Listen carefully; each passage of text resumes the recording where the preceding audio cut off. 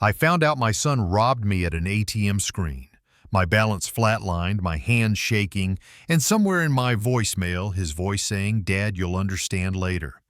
That was the moment the ground gave way, a son, his wife, and her mother on a beach I unknowingly paid for.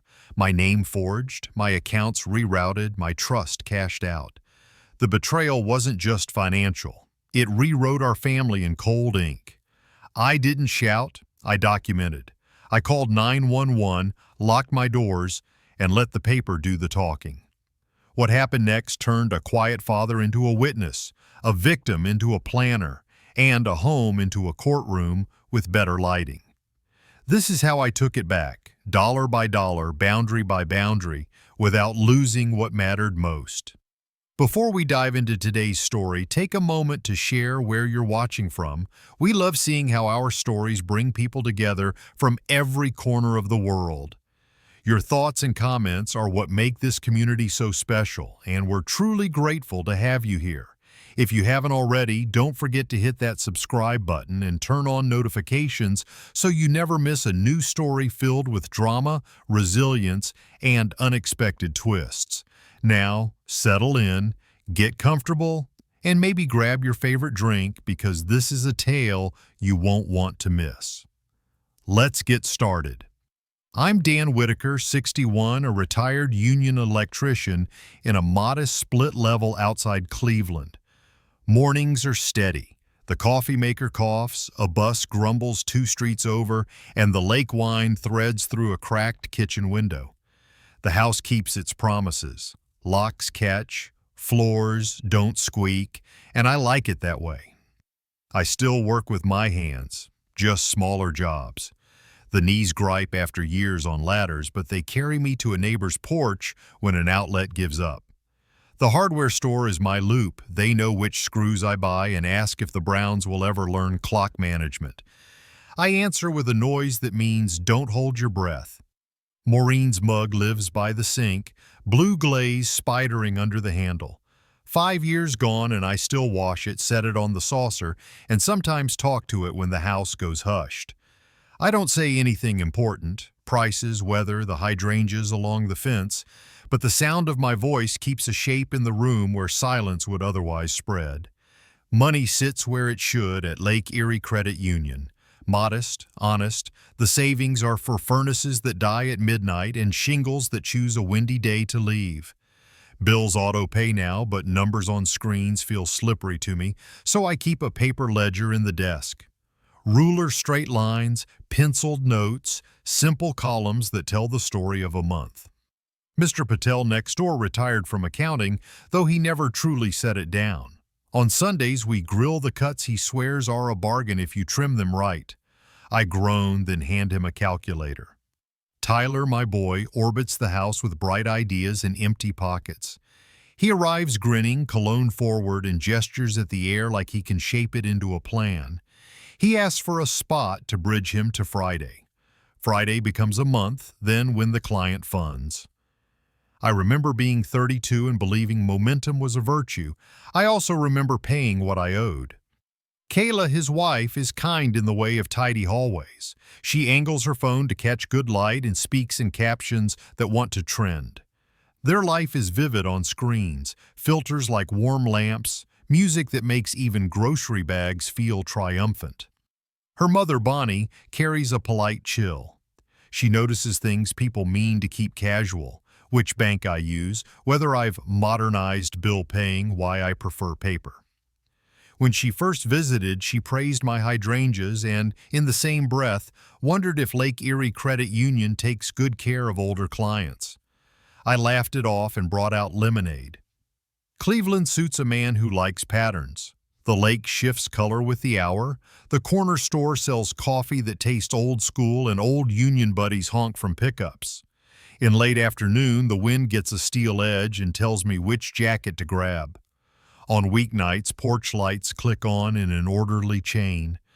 I think of myself as reasonable. I don't go looking for fights. I pay cash when I can and forgive first offenses because life has an appetite for mistakes. Family is family, I say, and that sentence has patched more arguments than any wisdom I've learned since retirement. It also loosens my boundaries. This morning looks like the others. I rinse the mug, fold the dish towel into a neat stripe, and open the ledger to a clean page. The pencil leaves quiet tracks: mortgage, utilities, meds. I note them, initial the lines, and feel the relief of order. When numbers sit still, a person can think about other things.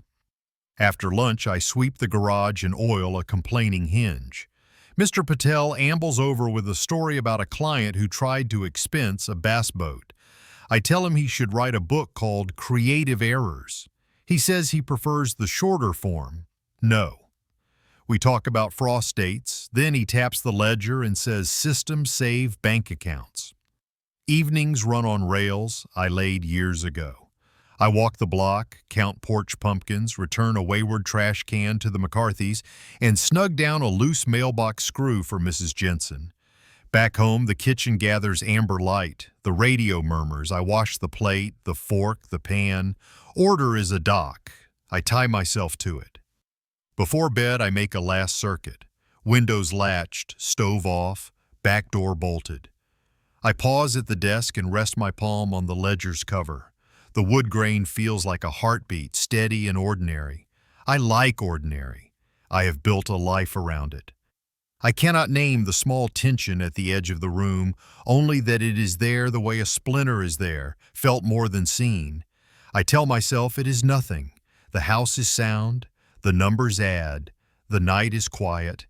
I turn off the light and let the dark fold back into place, confident that morning will open as it always has, with coffee, wind, and the comfort of everything where it belongs.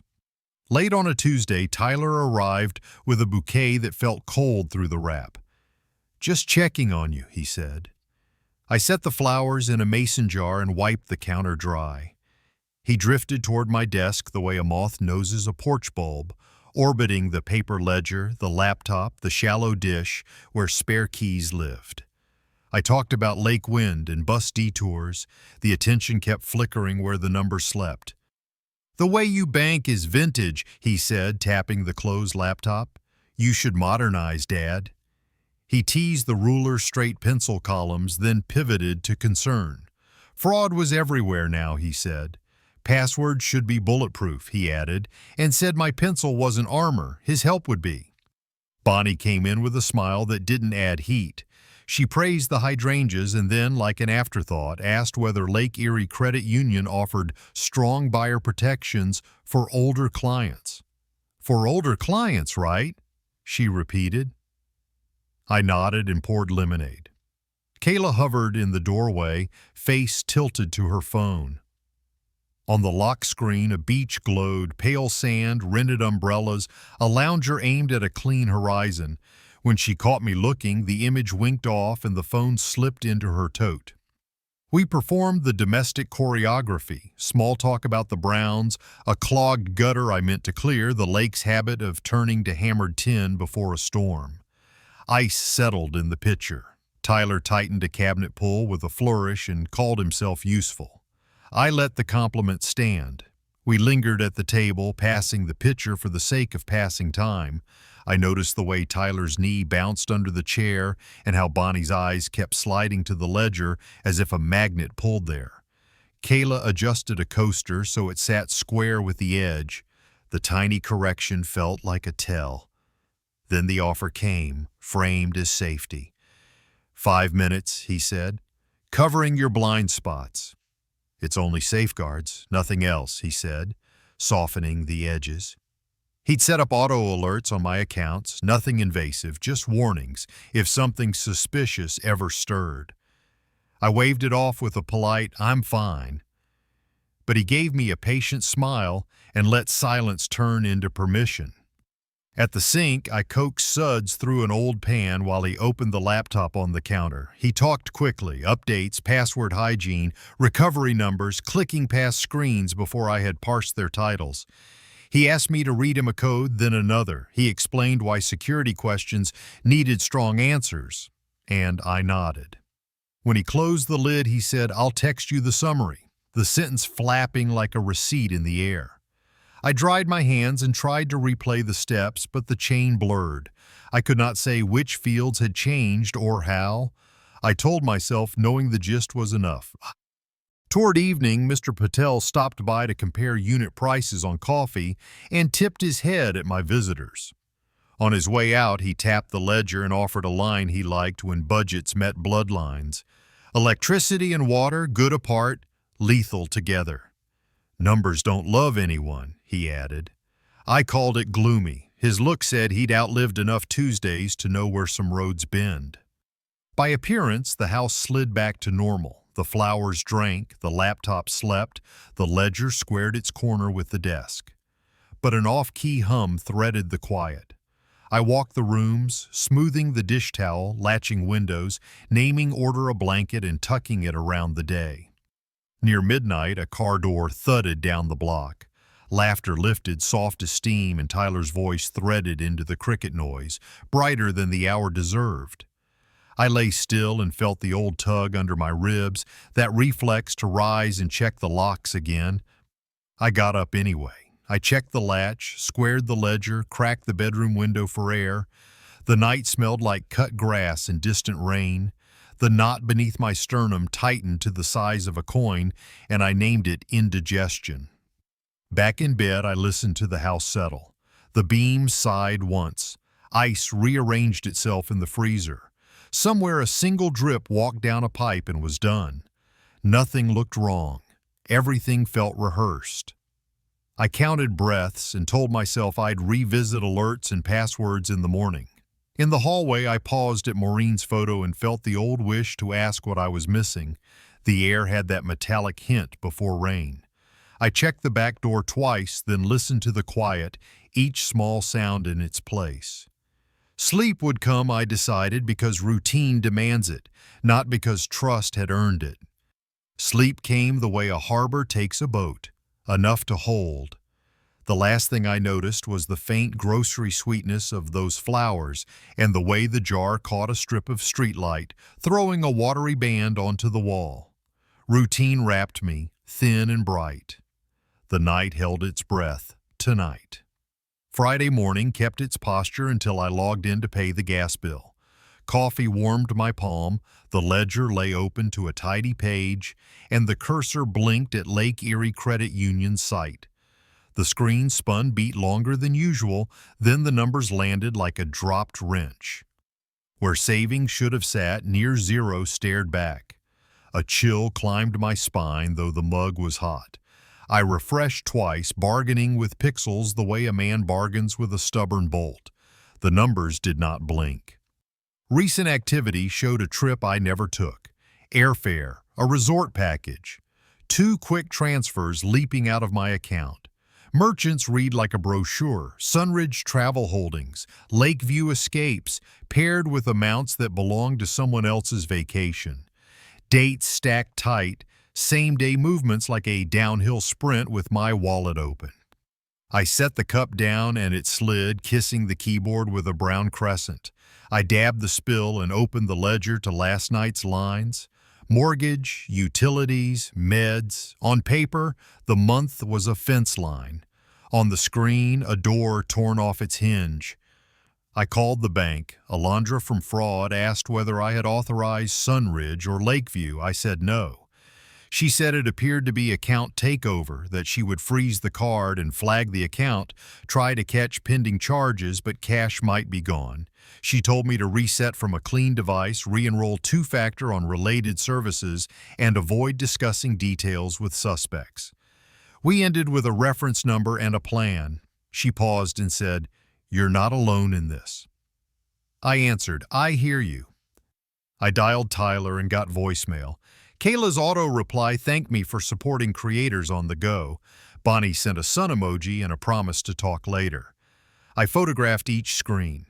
Timestamps, previews, the impersonal shine of language polished for other audiences. Shame wanted an hour to settle and explain. I did not give it the hour. I called 911 and reported financial theft. The dispatcher said, "Start at the beginning," and I did. My son had accessed my laptop while helping with alerts. The bank confirmed unauthorized transactions and initiated holds. She took details, routed me to financial crimes, and read a case number I wrote down slowly until the digits felt anchored. Instructions followed. Preserve statements, avoid contacting them about the money, compile a timeline. I put the case number under a lake-shaped magnet and went to work. I downloaded PDFs, exported CSVs, and photographed screens that felt slippery.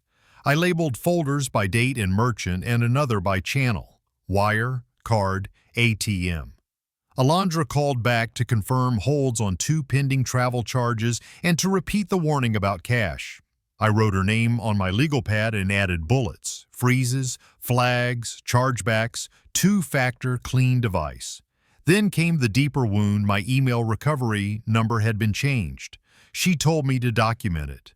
We'll escalate if needed, she added. Okay, I said. I boxed the note in ink. I texted Mr. Patel and asked for eyes on the mess. He arrived with glasses and the calm of a man who has audited trouble. He read the statements, exhaled, and told me to document everything. We built a spreadsheet, date, time, merchant, amount, channel, confirmation number, call notes. He asked when Tyler visited. I told him Tuesday evening. He circled the row showing the first change in my login pattern and left the pin there like a stake. He said to start a timeline. He looked up and said, "This is fixable if you stay methodical." I said, "Then methodical it is." I wrote the timeline in plain language: 8:09 a.m. login, gas bill attempt, balance anomaly, transactions reviewed, bank call, fraud rep, Alondra Ruiz, actions taken, case number recorded, screenshots captured. I added that Tyler configured safety settings while I was at the sink and that the screens moved too quickly for me to follow. Then I walked the perimeter of my digital house. I checked email forwarding rules, unknown filters, and mysterious app passwords. I scanned security logs for unfamiliar regions. I revoked access where a name meant nothing. Work steadied my hand, so I kept working. Anger knocked but did not own the room. Grief hovered like weather on the horizon. I let both exist and kept the lens on method. When my fingers shook, I wrote another line, filed another sheet, or checked another setting. Systems might not save a person, but they could keep him afloat while the boat showed up. By noon, the table was flanked by neat stacks. The debit card lay cut in 2.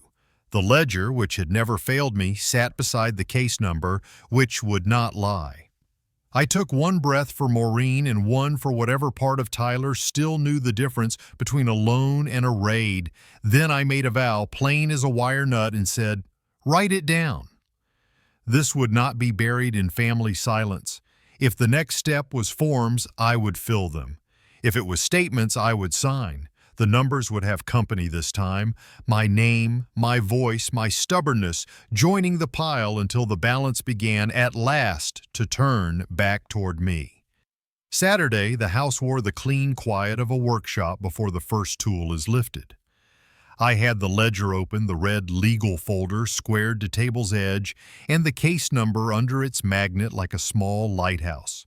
When the doorbell rang, I felt the jolt in my knees more than in my chest. Sergeant Elena Morales arrived in plain clothes, badge on a lanyard, legal pad under her arm. She asked to start with access, what my son handled and when. I walked her through Tuesday's visit, the laptop at the sink, the codes he asked me to read, the screens that moved too quickly.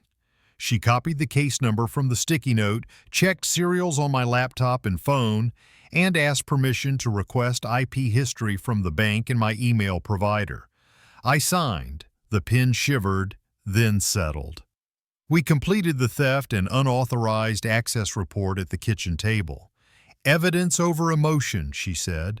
I handed over the spreadsheet Mr. Patel helped me build, the printed statements, and my one-page timeline. She asked about contact. I said none, and that the bank told me to let the paper talk. She penciled Monday as her target to launch subpoenas, but began informal outreach right away. On speaker, Alondra at Lake Erie Credit Union confirmed the account freeze and pending holds. We added security keys to my banking and email, and Morales photographed each step. On advice from the branch, I opened a fresh account with new contact info and paperless statements to a locked-down address.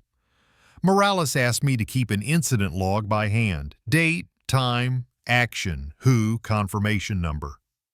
I called the airline. Without a subpoena, the agent shared almost nothing, but did confirm a reservation carrying my surname.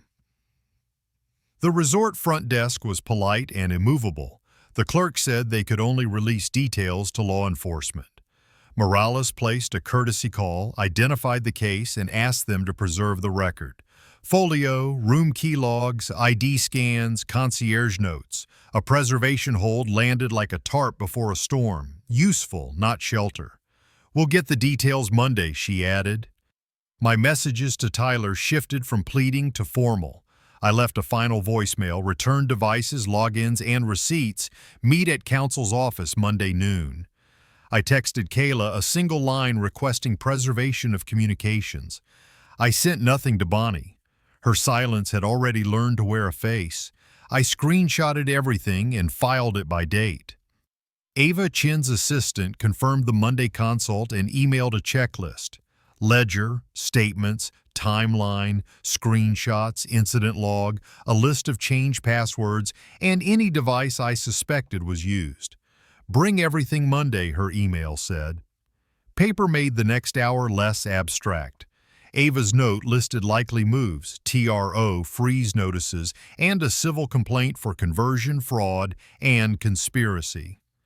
I printed the email, 3-hole punched it, and slid it behind the legal tab.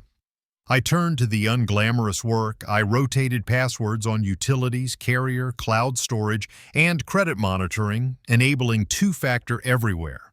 I audited my phone for unfamiliar profiles, pruned trusted devices I didn't recognize, and set alerts that escalated to a separate number and an email I had fortified. I made a binder with tabs: bank, police, legal, vendors, evidence, and wrote a cover sheet for each with bullet points and open questions.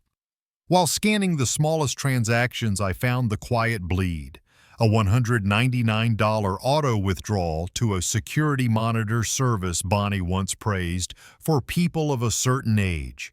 Its receipt pointed to my email but showed a recovery phone that wasn't mine. The dates landed a few weeks before the big transfers. I printed the invoices, highlighted the routing fields, and penciled prelude pattern in the margin. Shame tried to retell the story with me as a punchline once more. I answered with work. One more password, I told myself. One more label, one more line.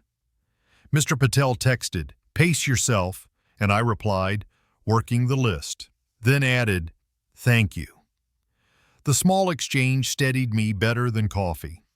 Morales returned after her calls. The resort confirmed the preservation request. The airline's legal unit would hold the PNR. She logged the case with the county's elder abuse coordinator in case additional resources were needed. "It will move," she said, "but on paper time." I wrote paper time on the incident log. As evening gathered, I prepared Monday on a fresh page. In block letters, I wrote, "Start acting like no one else will fix this." I taped the page under the case number so the two lived like stacked road signs. The kitchen light hummed in its old ballast way. I breathed until the breath felt measured again, then closed the binder and squared it to the table. The first attempts hadn't fixed anything. The money was still gone, the travel plan still in motion, the silence still an answer. But the path had taken shape. Bank, police, attorney, and it felt like a handrail I could grip even in the dark. I set the ledger beside the new account folder and turned out the light with the sense that I had traded helplessness for a map, thin as paper, steady as ink. I stacked the folders by reach. Bank on top, police beneath, legal, vendors, then evidence. The order made sense before it made sense to my head. Outside, the wind lifted and set the leaves down. I stayed with the list until it felt like company. By Sunday, the ocean had learned Kayla's angles. Her reel showed clinking glasses and a horizon that behaved like a set piece. Captions flashed phrases about funded freedom and manifesting abundance, each word polished to a mirror that reflected my absence. I watched the clips twice, then saved them to a folder labeled Evidence Social with timestamps, handles, and the small metadata most people never see. The heat behind my eyes wasn't only anger, it was the sting of a father's face turned into a prop. Morales called before noon. She said they had first logs, voice level as a beam. The first entries from the bank and my email provider had arrived. Device fingerprints clustered around Tyler's condo network. IP timestamps for the credential change and email login overlapped within minutes. She added that subpoenas were drafted and preservation notices sent.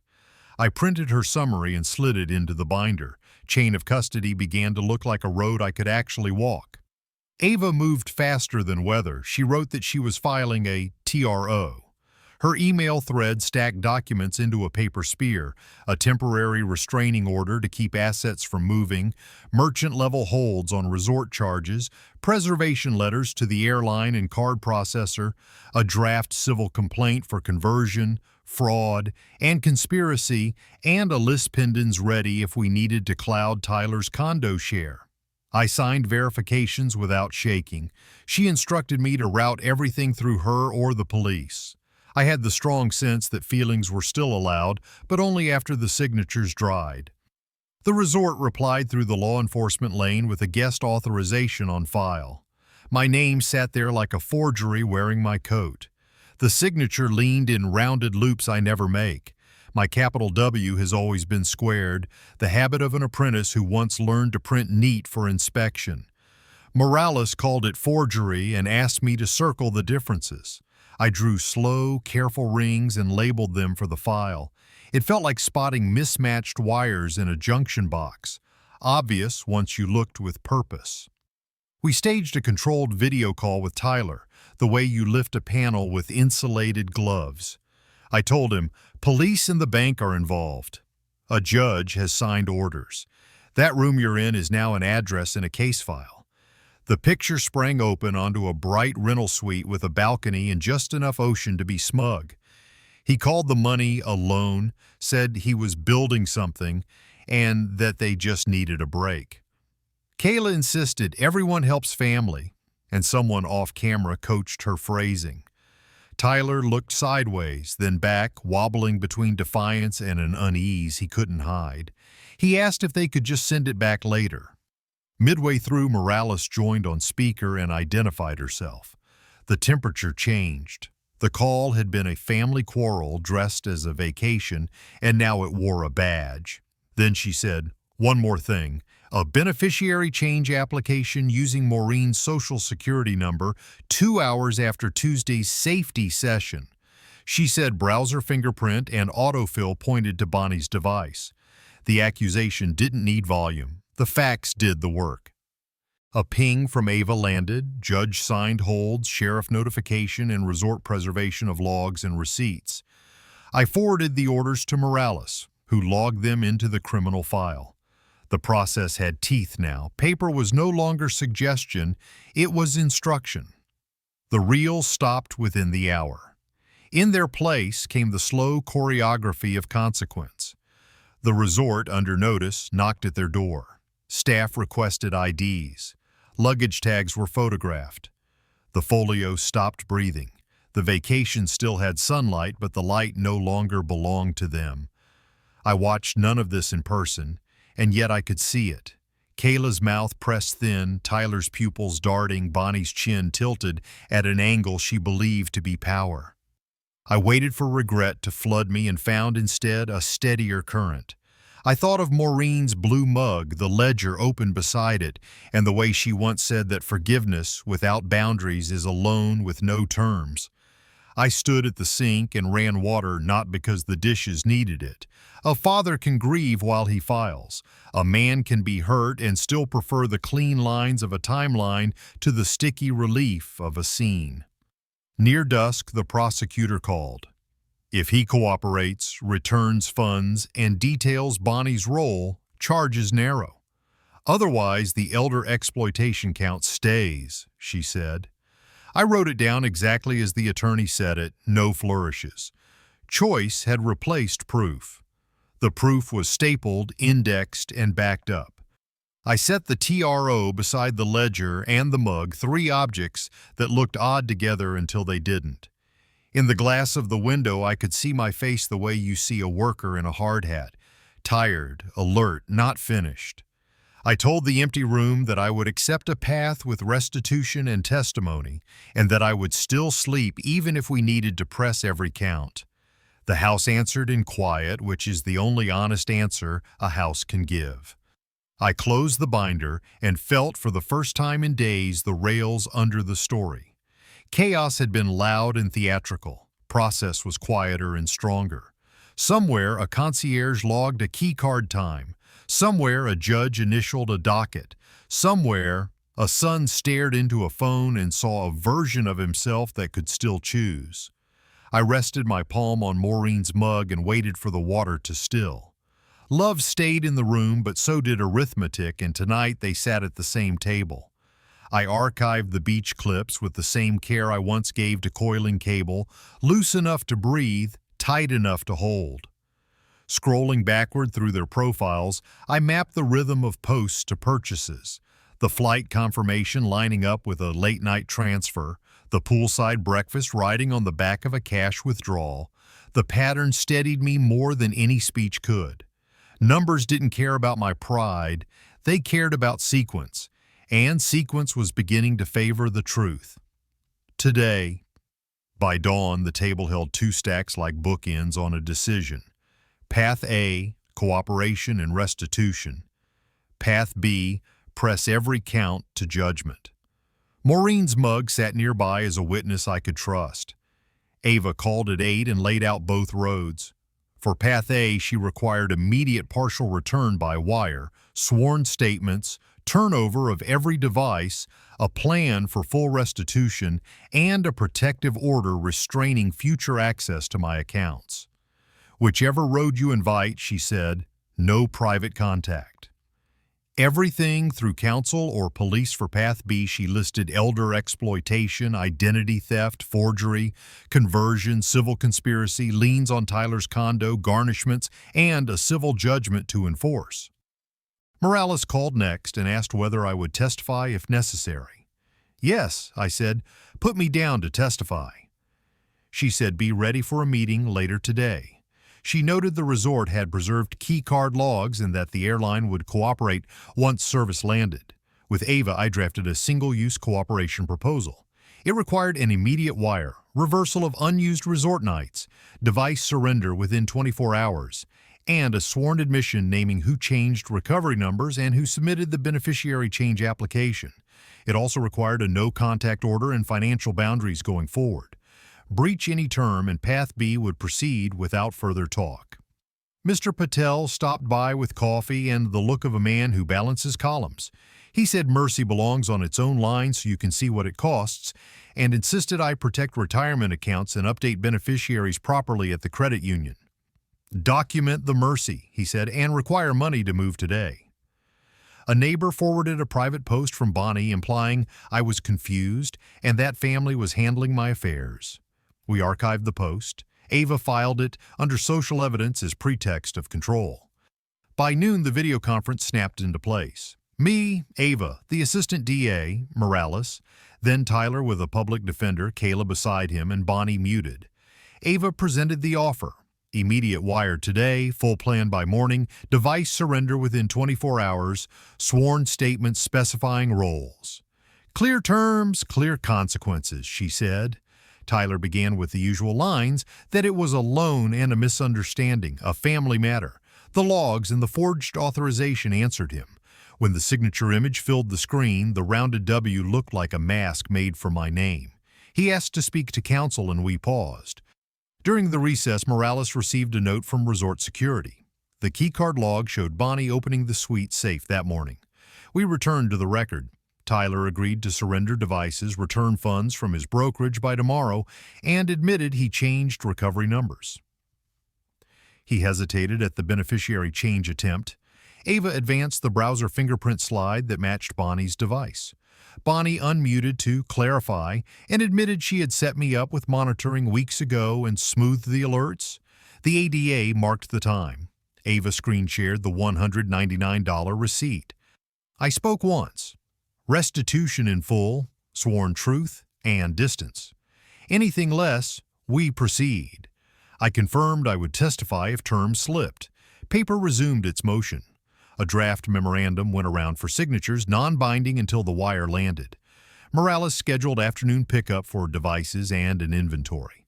The bank prepared a reversal for unused resort nights. The airline began a partial refund request backed by law enforcement letters. When the call ended, the house regained its size. I opened the ledger and wrote the heading, Path A, conditional. I added a sticky, if any term slips. Path B, immediately. In the I understood the cost of choosing. Mercy trades certainty for time and asks you to check your locks again before you sleep. I placed Maureen's mug beside the draft and the TRO and looked at the two stacks on the table. I drew a diagram in the margin. Arrows for money leaving and arrows for money returning, boxes for devices to be surrendered, and a lane marked statements. The act of drawing steadied my breathing the way a timed pace steadies a climb. I listed confirmation numbers already in hand and left blanks for those that would arrive by evening. Morales's phrase about the file being bigger than feelings did not harden me, it focused me. I set a 10-minute timer and used it to check email rules again, revoke a stale app password, and confirm that alerts now landed in the right inbox. When the chime sounded, I stood, stretched, and wrote the time of every call into the incident log so the day would read like steps instead of a blur. During the meeting, Ava's screen share moved with economy. Order templates, a checklist for device intake, and a short script for identity checks at pickup. She added one more note. Secure any cloud backups so surrender would be complete in substance, not just form. Mr. Patel approved the sticky line and told me to place the same sentence at the top of the log so no one could mistake my stance later. The day had a shape. It moved in lines made of ink and resolve. The afternoon felt like a loading dock for facts. Morales arrived first, two officers in quiet shirts behind her, an inventory sheet clipped to a board. She set it on my table the way a carpenter sets a level and asked to begin. Tyler showed up with his public defender. He looked smaller without the beach, hands jammed deep in his hoodie. He placed a laptop on the table, then a phone, then another phone. A tablet followed with the slow reluctance of a last confession. Bonnie was late and tight-lipped. She handed over a second phone and called it personal. "Inventory it," Morales said. Morales didn't blink. Chain of custody photos, asset tags, tamper bags. The receipt slid toward me and I signed beneath hers. The house wore the paperwork well. I copied serial numbers into my incident log and filed a duplicate receipt under legal. The rhythm of writing calmed the noise in my ribs. A message popped on my banking app. An incoming wire had posted to the safe account, partial funds from unused resort nights, and a small brokerage sale. I printed the credited advice and drew a single underline beneath the new balance. Relief touched my jaw like a cool cloth and then stepped back. I texted the PDF to Ava and labeled the email Partial Restitution 1/?. She replied, TRO stays in force. Treat this as step 1, not a promise. Morales' tech called from the van, preliminary imaging complete. Saved passwords on the laptop included my email. The browser's history showed security question pages with timestamps near Tuesday's safety session. The second phone, Bonnie's personal, held the security monitor app with my email preloaded and her recovery number. Autofill entries lined up with the hour Tyler had stood at my sink. Facts that matched the week like teeth meshing a gear. Morales noted each point for the report. Ava earmarked screenshots for exhibits.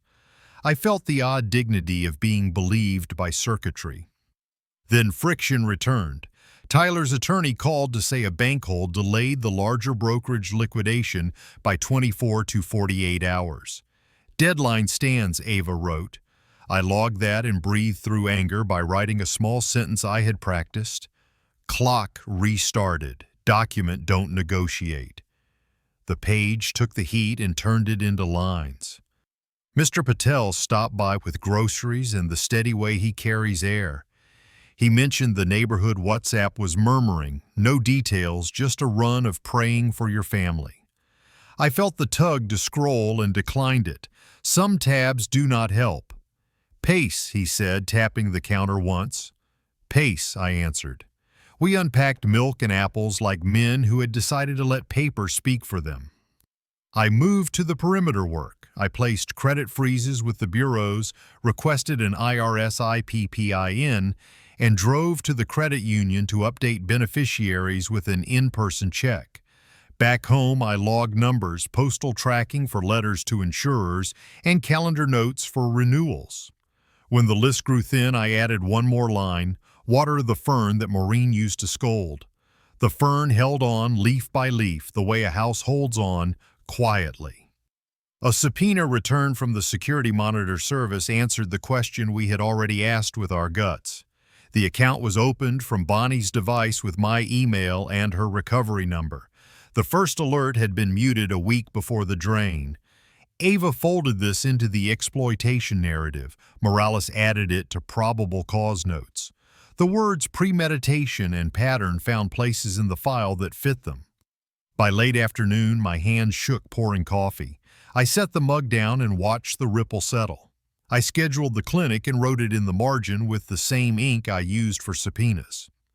Stewardship of the body belongs beside stewardship of the home, I could hear Maureen say. I breathed with the kettle and let the room decide its size again. The check-in call stacked our 3 screens. Ava went first. Drafts were ready for immediate motion if the wire missed tomorrow. Civil discovery outlines were prepared, including subpoenas, duces tecum for condo, HOA, lease records, and creator payouts tied to Kayla's handle. Morales followed with the day's hard links, device imaging scheduled, resort keycard data confirming Bonnie's early morning safe access, airline PNR history with IP notes ready to serve. Thank you, I said. We keep going. I typed the words, gratitude sent in the log. I closed the banking app and opened the ledger to a page that finally had more black than red. The sticky at the top of the incident log remained. If any term slips, path B immediately. I read it aloud as if it were both map and warning. The house seemed to lean closer, listening the way old wood listens to a storm. Before I cut the lights, I walked the rooms once because habit helps when certainty is thin. The devices were gone. The table felt lighter. I straightened the legal tab in the binder and placed Maureen's mug on a coaster Mr. Patel had brought over months ago, a little wooden circle carved with a single word, steady. I did not ask the day to mean more than it did. The facts had moved, not all of them, but enough to put weight on a different side of the scale. I called the credit bureaus and read scripts I never wanted to memorize. Experian confirmed the freeze and gave me a PIN. I wrote it twice. TransUnion and Equifax followed with their own confirmations, and I stapled each letter to my checklist so nothing could drift. At the credit union, the manager said their records were updated. Ava's second email arrived with attachments named like rails. Motion draft, discovery outline, exhibit list. She added a line I copied into my notebook. Clarity is kindness in litigation. Morales texted that imaging would begin at 8. No deviations, she wrote. I replied, understood. Mr. Patel sent a thumbs up and then, after a beat, wrote, check your blood pressure. We keep going, I told the quiet room. I printed the partial wire confirmation twice and slipped a copy into the branch envelope for morning. On the log, I wrote out tomorrow's sequence. Step 1, check wire. Step 2, branch copy. Step 3, call Ava. Step 4, wait for the van with the tamper bags. The binder's tabs lay perfectly flat. The kitchen held its breath. I turned off each light with fingertip and let the day end at the ledger's edge. At 9 on the dot, the safe account showed a second, larger wire standing in the doorway marked pending. I printed the advice and walked it to the branch. The teller stamped, received, and slid the page back. In the log, I wrote a line a man could live by: pending is not posted. Ava's office ran on order, the ADA joined by speaker while we reviewed the memorandum of understanding we had sketched the day before. Now we filled in blanks with numbers that had gravity: exact totals for restitution, the deadline for the final tranche, device custody details, and the time for sworn statements and notarizations. Path B stayed armed above the signature line. No illusions, Ava said. Forensics kept time. The lab's first pass on Tyler's laptop showed cached sessions to my bank, a saved recovery number change, and a clipboard artifact with a one-time code. Bonnie's personal phone produced security monitor logs, the muted alert setting, and screenshots of my inbox filters. Morales tagged items as Exhibits A through F. Chain is clean, she said. I wrote a margin note on Ava's copy. Facts, not fights. I left the lab report and kept my appointment at the clinic because the operator matters as much as the machine. My blood pressure was elevated but not catastrophic. We'll manage this, the doctor said. The prescription and sleep guidance came with a 2-week follow-up. I entered the copay and refill date into the ledger and moved on. By mid-afternoon, the wire turned from mist to rain. The bank posted the major credit. The teller printed final advice. We documented the remaining delta, fees, and cash as residual restitution. Ava scheduled the last deadline and readied dispute packets. Numbers win, she said. I scanned the ledger page where black overtook red and put the file back in its tab like a tool in a clean drawer. Rumor multiplies when you feed it, so I didn't. I sent 2 emails. For legal notices, contact counsel, I wrote to the HOA. To the church group, I wrote only, "Thank you, I'm working with authorities." Boundaries did more work than speeches. The air in the kitchen felt less crowded once those messages traveled. The security monitor provider returned its backfill. Setup IP matched Bonnie's home Wi-Fi, first month billed to her card, later months to mine. Ava drafted a restitution add-on for those months. Morales folded the addendum into the exploitation memo. The line on my incident log grew steadier. Premeditation documented, sequence preserved. Through counsel, Tyler delivered a handwritten admission acknowledging account access and the recovery number change. He attached a screenshot authorizing the brokerage release. His public defender relayed a question about a no-jail recommendation if restitution completed, and sworn testimony specified Bonnie's role. Disposition runs through the ADA and Ava, I said. Mercy is conditional, not blind. Understood, the defender said. Back home, I installed guardrails that don't negotiate. I replaced the router, rotated Wi-Fi credentials, set trusted contacts to none, and added hardware keys to email and banking. At the credit union, I requested a simple estate review and confirmed to beneficiaries with in-person checks. Each confirmation went into the log with place and time. By late day, Morales texted that the PNR history had arrived with IP notes. The resort's key card log matched the morning safe access to Bonnie's card. "Clean links," she wrote. "Copy," I replied. I could feel the case settling into structure. I carried the stamped branch page home and set it beside the ledger while I waited for the lab courier's email. In the quiet, I sorted yesterday's prints into thinner stacks, receipts to the left, orders to the right, admissions in the center where eyes would land first.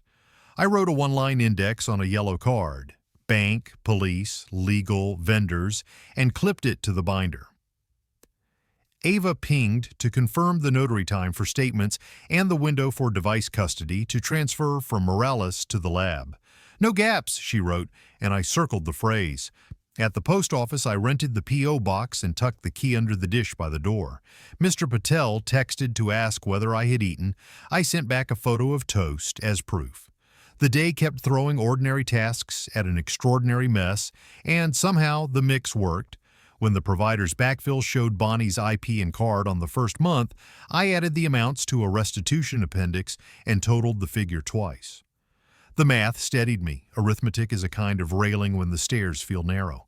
By the time Morales forwarded the PNR history and the resort's keycard log, the binder had a spine even I could feel from across the table. Evening settled as a fact. I sat with Maureen's mug, the ledger, and the stamped bank advice. The MOU, now filled and initialed, went into the binder. The sticky at the top stayed where it belonged. If any term slips, path B immediately.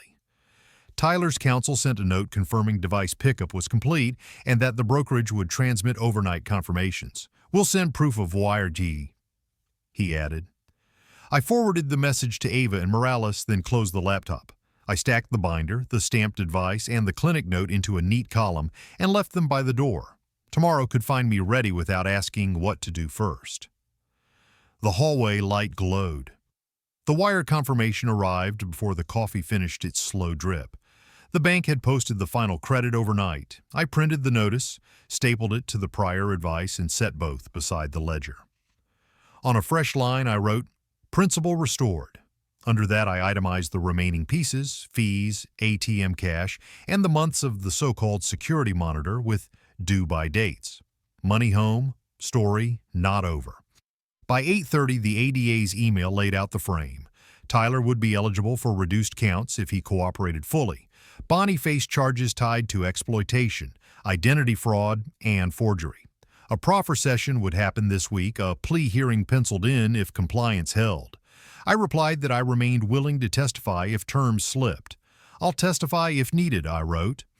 At the proffer session, Tyler sat with his public defender and answered on the record. He detailed access steps, admitted the cash withdrawals, named Bonnie's role in the monitor setup, and acknowledged Kayla's awareness. "Yes," he said, "I changed the recovery number."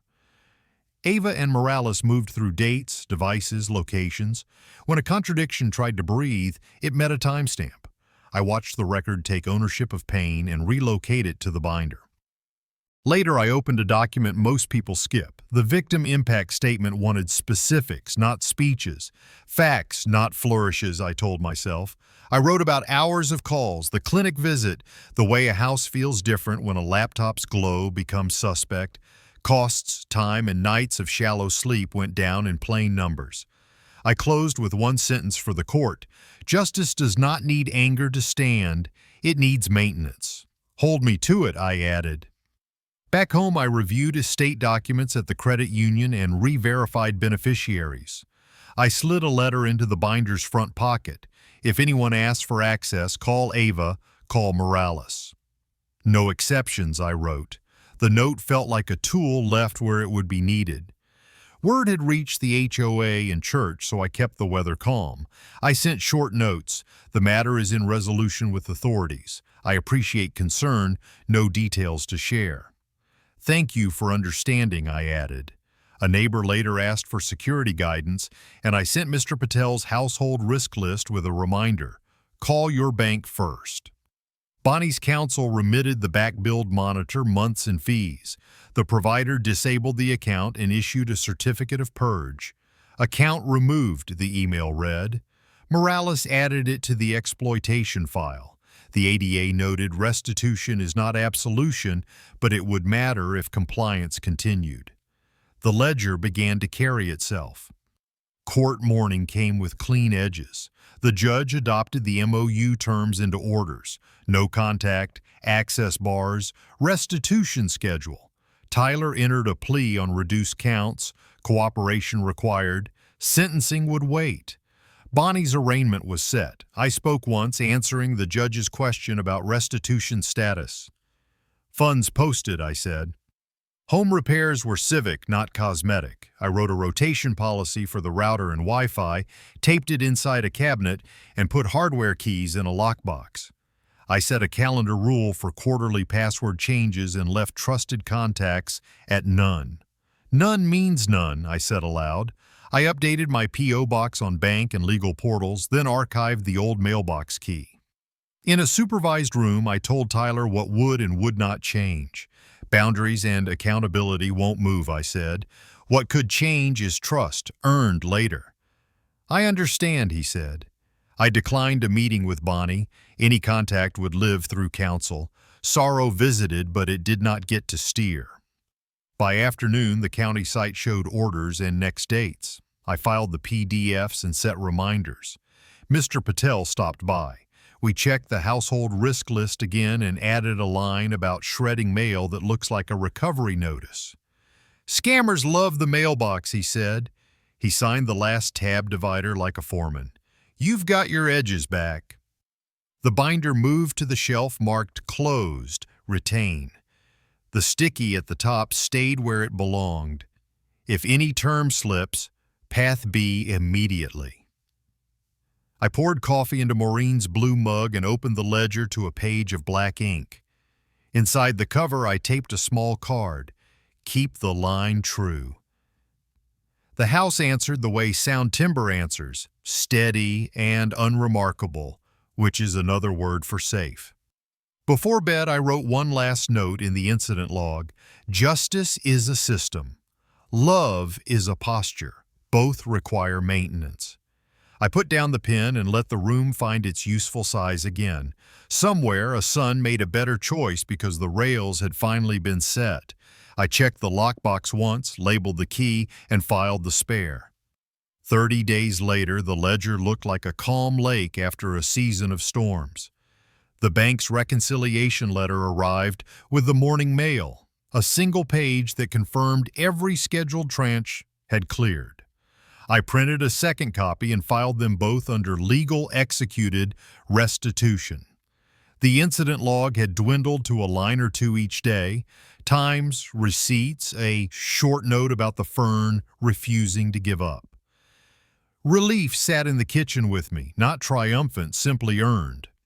Tyler's plea on reduced counts was accepted after the ADA verified his cooperation. Probation, compliance monitoring, and tech use boundaries would shape his year. Bonnie's charges were set for trial.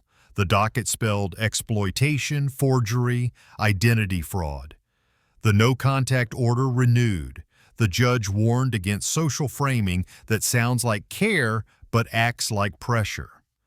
I remained on the standby subpoena list and wrote ready beside the date. We did a debrief because closing a case without taking its lessons is how you invite the next one. The ADA and Morales ran a short call.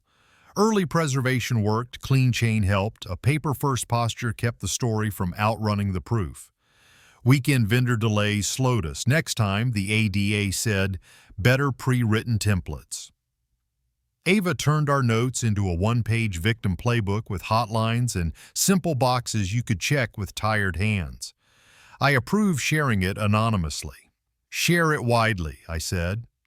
The credit union hosted a senior workshop 2 Saturdays later.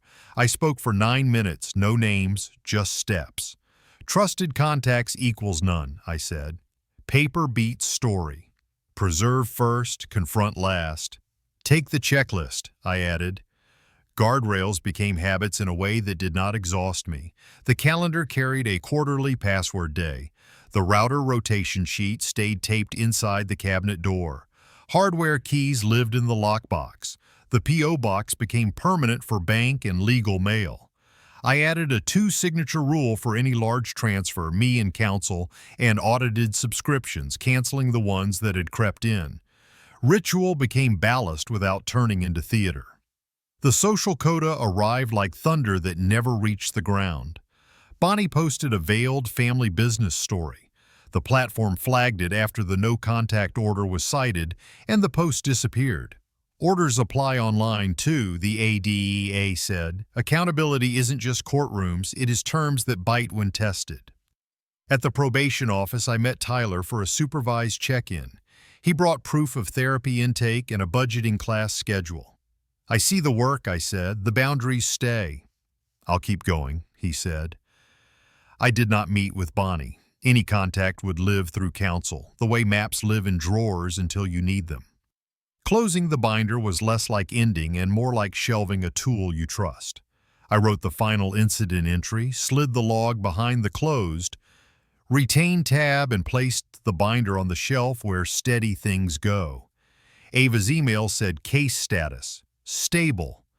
Stay reachable, she wrote. Morales signed off with open if trial proceeds. The house exhaled not louder than the refrigerator, just enough that I noticed the quiet noticing me back. On my notebook's first page, above the day's date, I wrote the thesis this story left behind. Protect quietly. Document relentlessly. Love with boundaries. Forgive after receipts. Do the next right thing, I added. I copied the lines onto a small card and taped it inside the ledger underneath the words, Keep the line true.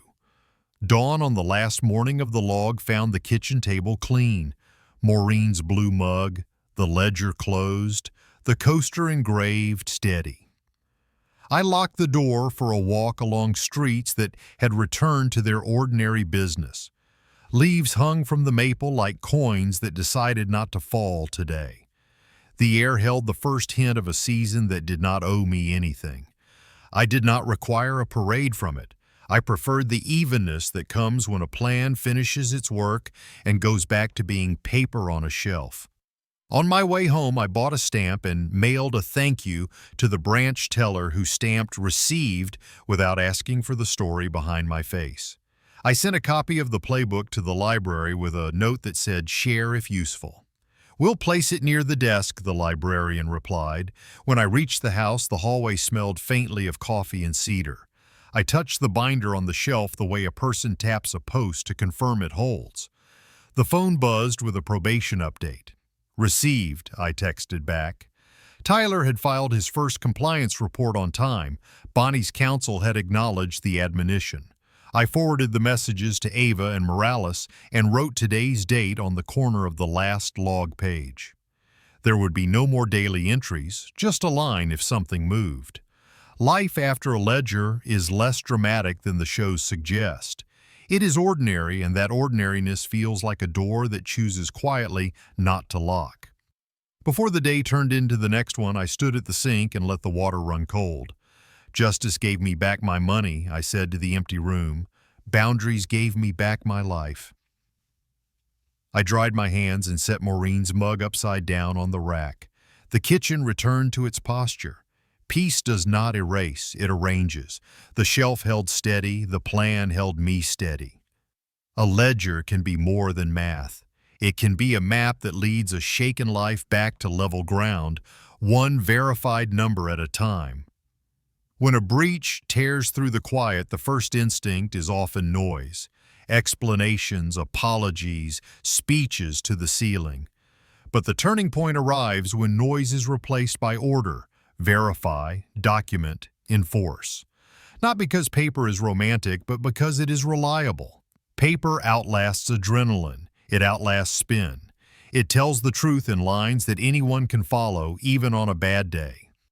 In the end, justice is less a sunrise than a light switch that finally works because someone traced the circuit. Restitution is not redemption, and punishment is not healing. They sit in different columns for a reason.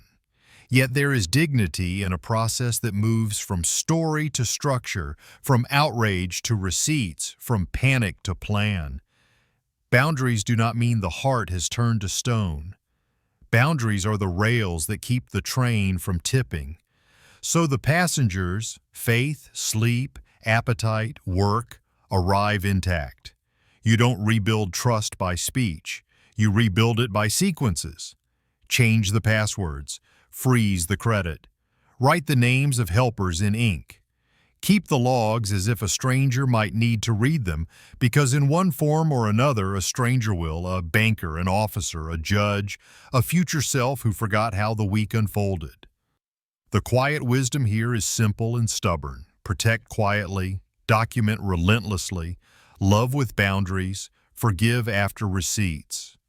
Protection does not require permission. Documentation does not require drama. Love, in its strongest form, knows where it ends and where self-respect begins. Forgiveness is not the removal of consequence. It is the removal of the need to carry yesterday like a backpack full of bricks. It is a decision to set the weight down and walk with better posture. Sometimes mercy shows up as a narrow door, not a wide gate. It asks for truth in writing, not performance in speech. It keeps distance where distance is the honest medicine, and it allows time to prove what time is uniquely qualified to prove, whether change is a promise or a pattern. There is also a civic lesson woven through the personal one. Systems work best when ordinary people do ordinary tasks on time. Call the bank before the rumor mill. Save confirmation numbers. Ask for the receipt even if you trust the clerk. Scan what you sign and store it twice. Put emergency contacts where you can find them in the dark. Update beneficiaries while the house is still calm, not during a storm. None of this is heroic. It is simply maintenance. The discipline that protects futures we love too much to leave to luck. We teach this to each other not with lectures, but with checklists, hotlines, and the small, confident sentence. We can fix this if we follow the steps. Recovery rarely announces itself with symbols. It arrives in smaller instruments, a posted credit, a notarized statement, a quiet morning when nothing breaks. The measure of progress is not whether we feel triumphant, but whether we regain ordinary days. Ordinary is underrated. Ordinary is a door that closes and locks because you decided where the keys live now. Ordinary is the inbox that no longer surprises you at midnight. Ordinary is a mug on a coaster and a budget that finally balances in black ink. When ordinary returns, grief can finally sit without steering, and anger can cool into caution, the useful shape of heat. Accountability lives beyond courtrooms. It lives in the rules that bite when tested, the orders that subtract oxygen from toxic narratives, the community boundaries that say private suffering is not content. It lives in the decision to respond to harm with proportion, neither vengeance nor denial, but a steady insistence on the next right action. Sometimes the next right action is a police report. Sometimes it's a hard conversation with a teller, or a password day on the calendar, or a simple no. All of them are forms of care. And when the dust does settle, what remains is not a cinematic victory, but a working life. A routine built on honest rails. A house that keeps its shape because the person inside keeps theirs. A plan simple enough to remember on a tired afternoon and sturdy enough to hold when the phone buzzes at the wrong hour. Peace is not amnesia. Peace is arrangement. The careful placement of doors and locks and language so that dignity can live without a guard. If there is a thesis to carry forward, let it be this: do the next right thing, then do it again tomorrow. Write it down. Let the record be your witness when your voice shakes. Trust is earned in increments and kept with maintenance. Mercy is strongest when it travels in the company of boundaries. And love, real love, has receipts. Not because love is a transaction, but because it is a promise kept in time and space, visible to the people who depend on it. Think of protection not as a fortress, but as a rhythm you can keep. A quarterly password day, a habit of saving receipts, a rule that large transfers require a second set of eyes. Think of resilience not as bravado, but as maintenance. Air in the tires, oil in the engine, notes in the glove box for the night you're too tired to remember which turn comes next. Some will call it paranoia. Call it stewardship. The things we steward tend to last, and the people inside them tend to rest. Technology will keep changing its costumes, but the principles will not. Verify the source. Name the device. Know who can reach your accounts and how. When someone pressures you to move quickly, slow down on purpose. Speed is where mistakes breed. Speed is where manipulators live. A pause is not weakness. It is a tool. It opens a window for a second opinion, and a second opinion is often the cheapest security upgrade you can buy. There is also the matter of stories, the ones we tell ourselves and the ones told about us. Stories are powerful, but they are not sovereign. A story can excuse harm or expose it. A written record gives a story something to answer to. When a narrative arrives dressed as concern but behaves like control, put it next to the timeline. If it wilts, believe the timeline. The point is not to win arguments in public. The point is to preserve truth so that private lives are not injured by public theater. Recovery carries a second invitation: to give the playbook away. When you share a checklist, teach a neighbor how to freeze a credit file, or help someone file a basic report. You are not only repairing a household, you are inoculating a street. Communities become safer the same way bodies do. Dose by dose, lesson by lesson, until bad actors find fewer unlocked doors. Quiet competence is contagious. So is courage that wears work boots. Finally, remember that peace is not a personality trait. It is built. It is scheduled. It is protected by simple agreements you keep with yourself when no one is watching. Bedtime at a decent hour, phone in a drawer after dinner, a habit of writing things down before your mind tells you they are too small to matter. Peace grows where you put it, especially near the parts of life that used to wobble. And when it grows, it stays. Not because nothing will ever go wrong again, but because you learned how to meet trouble with tools instead of panic. If something here resonated, an insight, a step, a line you needed, please share it in the comments and tell us which moment stayed with you. Your reflections help others who are walking their own narrow bridge, and if you'd like more stories that honor both the heart and the hard paperwork, don't forget to subscribe and turn on notifications so you never miss what comes next. Thank you for spending your time here. May your ledger balance, your boundaries hold, and your peace be arranged in a way that lasts.